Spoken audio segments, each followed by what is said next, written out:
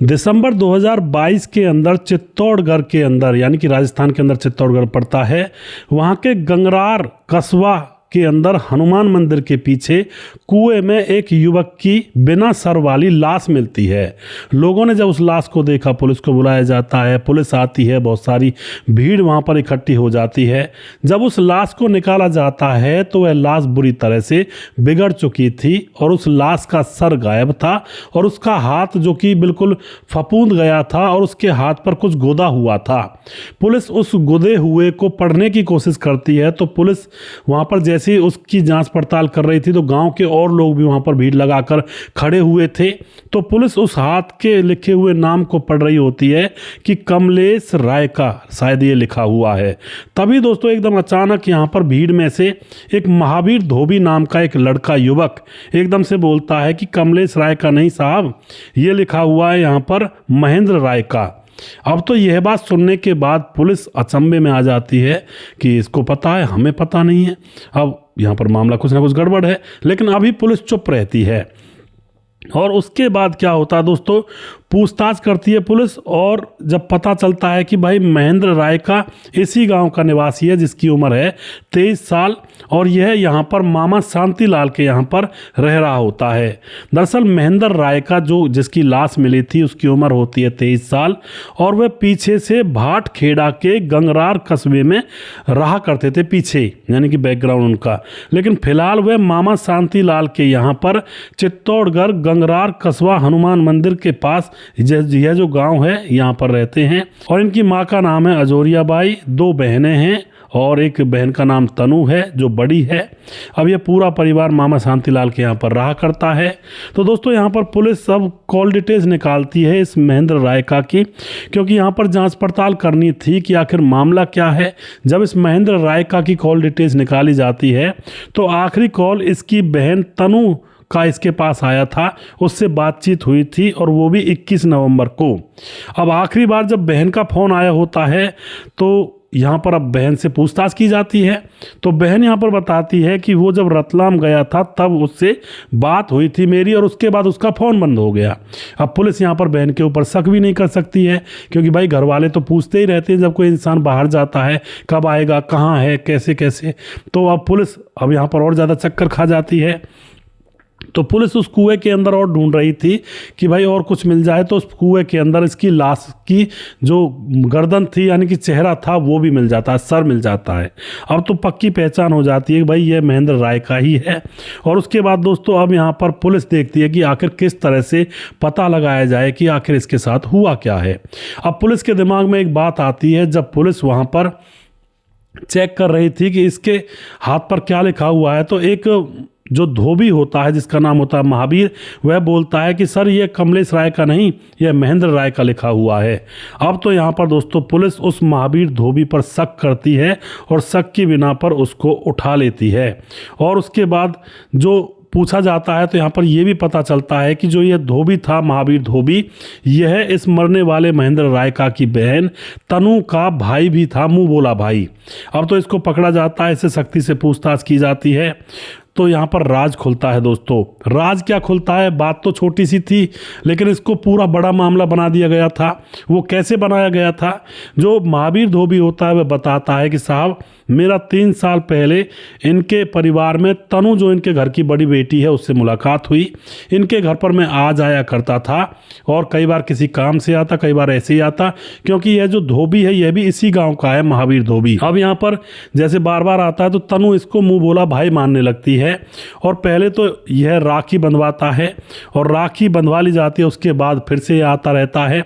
अब इनको दोनों को एक दूसरे से प्यार हो जाता है और प्यार में ये इतने अंधे हो जाते हैं दोस्तों, लगातार 3 साल तक ये प्रेम प्रसंग में रहते हैं और एक दूसरे के साथ संबंध बनाते और इसी तरह से मौज मस्ती किया करते हैं। ये चुपचाप घर पर आ जाया करता, घर पर अकेली तनु रहा करती और ये दोनों एक दूसरे के साथ मिल लिया करते कमरे के अंदर। कई बार ये खेतों में चले जाया करते, कई बार इधर उधर वह जा करके मुंह मार लिया करते, कई बार शहर जाया करते तो वहाँ पर वो होटल में चले जाया करते। इस तरह का इनका मामला चल रहा होता है। जब प्रेम प्रसंग को चलते चलते 3 साल गुजर जाते हैं तो लड़की तनु का भाई था महेंद्र राय का, जिसकी मृत्यु हुई है। उसको पता लग जाता है कि उसकी बहन और इस धोबी के आपस में संबंध हैं, तो वह अपनी बहन के सामने विरोध करता है और दोस्तों अच्छी तरह से उसको बुरी भली खरी खोटी सुना करके यह कहता है कि अब देखता हूँ तू कैसे उसके साथ जाएगी, कैसे उसके साथ मौज मस्ती करेगी। अब यह बात बहन तनु को बहुत बुरी लगती है और अब इस बात को जब वह बहुत ज़्यादा सोचती है तो वह अपने मन में प्लान बना लेती है कि अगर मेरे भाई को रास्ते से हटा दिया जाए तो मेरी प्रेम कहानी के बीच में कोई रोड़ा नहीं अटकाएगा, फिर कोई बचेगा ही नहीं, फिर तो मैं मज़े से उस धोबी के साथ मौज मस्ती करूंगी। अब जो तनु होती है वह महावीर धोबी के पास फ़ोन कर देती है और उससे कहती है कि मेरे भाई को रास्ते से हटाना होगा। महावीर धोबी कहता है तुम कैसी बात कर रही हो, मैं तुम्हारे भाई को नहीं मारूंगा, ऐसे हम किसी को मारेंगे तो हम जेल में पड़े रहेंगे, फिर क्या होगा। लेकिन तनु कहती है कि या तो मेरे भाई को मारो वरना मुझसे बात करना बंद कर दो, मैं अब तुमसे बात नहीं करूंगी। अब तो यहाँ पर जो ये महावीर धोबी होता है ये प्लानिंग बदल देता है और कह देता है ठीक है तुम कहती हो तो मैं एक काम कर देता हूँ, लेकिन सारा काम प्लानिंग के तहत होना चाहिए। अगर प्लानिंग थोड़ी भी ऊपर नीचे हो गई तो बस हम दोनों जेल में रहेंगे। अब तो यह बहन और उसका प्रेमी धोबी दोनों प्लानिंग बना लेते हैं बहन के भाई को मारने के लिए, यानी कि महेंद्र राय का जो कि 23 साल का है उसको मारने के लिए। अब दोस्तों यहाँ पर प्लानिंग तैयार कर दी जाती है। धोबी ने पहले तो मना किया था लेकिन अब वह प्लानिंग तैयार करके और वह अपने साथ एक नाबालिग दोस्त को भी मिला लेता है अपने साथ। और फिर दोस्तों आता है 16 नवंबर को बहन तनु अपने किसी रिश्तेदारी में गई हुई थी और वहाँ से अपने भाई महेंद्र के पास फ़ोन करती है भैया मुझे ले जाओ, बाइक लेकर आ जाओ। और उसका जो भाई होता है महेंद्र वह उसको लेने के लिए रिश्तेदारी के लिए जाने लगता है बाइक लेकर के। और उधर से तनु अपने प्रेमी धोबी के पास फ़ोन करके बता देती है कि मेरा भाई अब यहाँ पर आने वाला है और अब मौका है काम तमाम कर देना। इधर दोस्तों यह जो धोबी होता है रास्ते में इसके भाई महेंद्र रायका को मिल जाता है और उससे मिल करके सुनसान रास्ता था और वहाँ पर इससे माफ़ी मांगने लगता है कि यार महेंद्र मुझे माफ़ कर दो, मेरा और तुम्हारे घर का तो आना जाना रहा है लेकिन मुझसे गलती हो गई, तुम्हारी बहन के साथ जो हुआ आज के बाद ऐसा नहीं होगा, बस तुम मुझे माफ़ कर दो, तुम माफ़ कर दोगे तो मैं समझूंगा कि मैं माफ़ हो गया हूँ।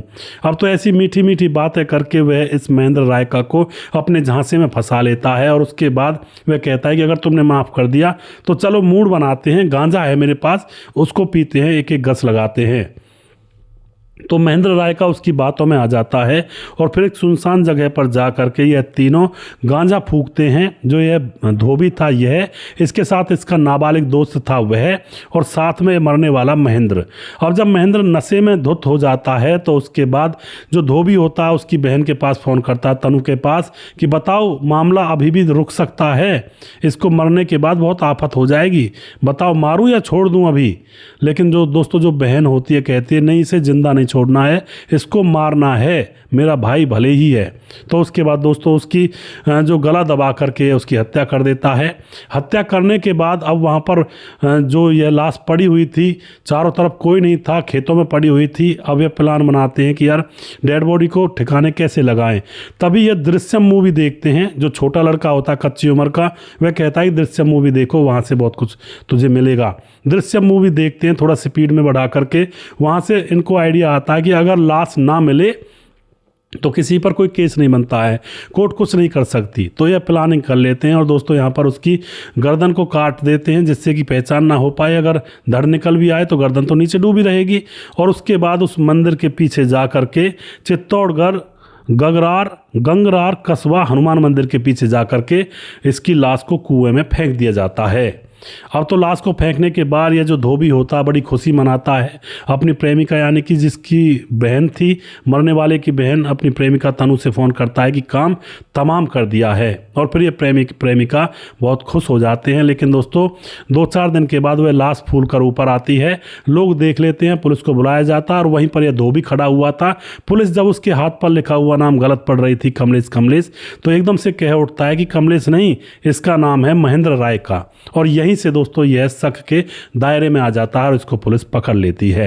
इन तीनों को पकड़ करके जेल में भेजा जाता है। हालांकि जो नाबालिग था इसके साथ उसको तो बाल सुधार गृह में भेजा जाएगा, 3-4 साल के बाद वापस आ जाएगा। लेकिन ये दोनों प्रेमी प्रेमिका अब जेल में अपनी आराम से ज़िंदगी गुजारेंगे और ऐसे दुष्टों को ऐसी सज़ा मिलनी भी चाहिए, जिससे कि समाज के अंदर एक संदेश जाए कि ऐसे हत्याकांड की सज़ा बहुत बुरी होती है।